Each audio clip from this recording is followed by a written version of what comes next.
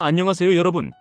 오늘은 한국의 부동산 도시개발 역사에서 가장 큰 논란이었던 대장동 개발 사건, 그리고 해외에서는 이런 걸 어떻게 제도적으로 막고 있는가, 이 질문에 대한 해답을 깊이 있게 설명드리겠습니다.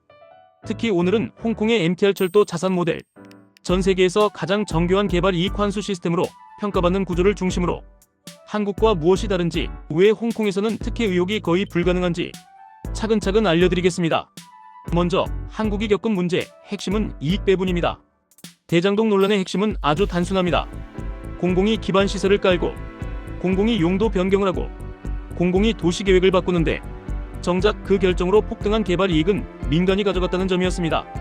즉, 가치를 만든 사람과 그 가치를 가져간 사람이 달랐다는 것이죠. 이 구조라면 어느 나라든 특혜 논란이 반복될 수밖에 없습니다. 한편 홍콩은 똑같은 문제를 완전히 다르게 해결했습니다. 홍콩도 과거에는 비슷한 갈등이 많았습니다. 땅값이 워낙 크게 뛰고 철도 하나 들어서면 주변 가치가 폭발적으로 올라가는 도시니까요. 그런데 어느 시점부터 홍콩 정부가 아주 명확한 결론을 내립니다. 개발 이익을 공공이 먼저 확보하고 민간은 그 안에서만 참여하게 하겠다. 그리고 이 철학을 구체적으로 제도화한 것이 바로 MTR 철도 자산 모델입니다. 이 모델의 1단계는 철도 개통 전 가격으로 역세권을 확보한다입니다. 가장 중요한 건 이겁니다. 홍콩 정부는 철도를 깔기 전에 그 철도 주변의 땅을 먼저 공공이 확보합니다. 그리고 가격 기준은 철도 개통 후가 아니라 철도 개통 전의 낮은 가격입니다. 즉, 철도 때문에 생길 엄청난 가치는 애초에 공공의 몫으로 설정해두는 거죠.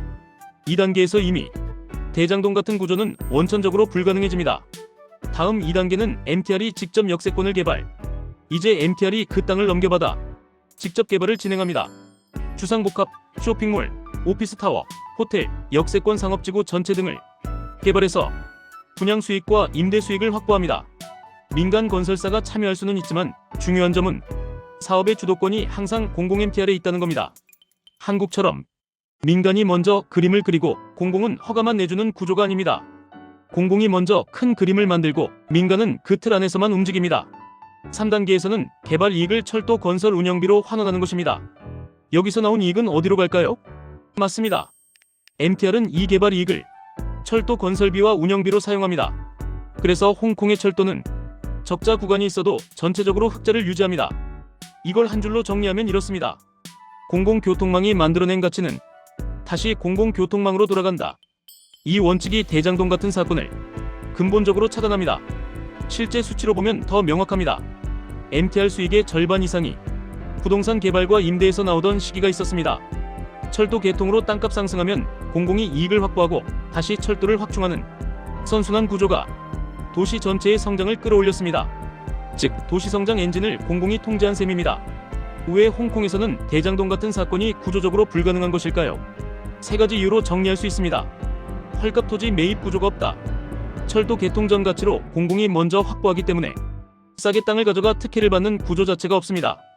개발 이익이 공공에 귀속되도록 설계, 용적률 상향, 역세권 지정으로 생긴 가치의 대부분이 공공이 설계한 룰 안에서만 움직입니다. 이익 배분 방식이 투명하게 공개, 민간이 이익을 독점할 여지가 제도적으로 없습니다.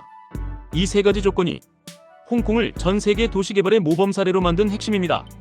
한국이 이와 같은 모델을 적용하려면 다음의 조건들이 필요합니다. 시청자분들을 위해 아주 현실적으로 정리해보겠습니다. 첫째, 공공이 도시계획의 주도권을 가져야 합니다.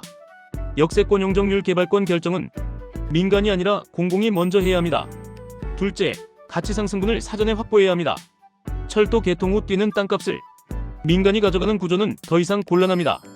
셋째, 공기업의 역할을 통합할 필요가 있습니다.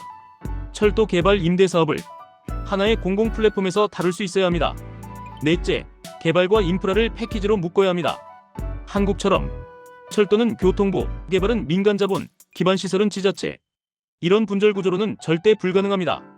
이제 정리하자면 대장동 논란을 넘어 새로운 기준이 필요합니다. 대장동 논란은 한국의 도시개발 시스템이 이제는 새로운 기준이 필요하다는 것을 보여준 사건입니다. 홍콩의 MTR 모델은 단순히 잘된 해외 사례가 아니라 개발 이익을 공공이 어떻게 설계하고 민간과 어떻게 공정하게 나눌 것인가, 이 문제에 대한 가장 정교한 해답입니다. 한국도 이제는 개발 이익 환수를 넘어 공공이 먼저 설계하는 통합개발 체계가 필요합니다. 오늘 내용이 한국 도시개발을 바라보는 새로운 시야가 여러분께 도움이 되길 바랍니다. 시청해주셔서 감사합니다.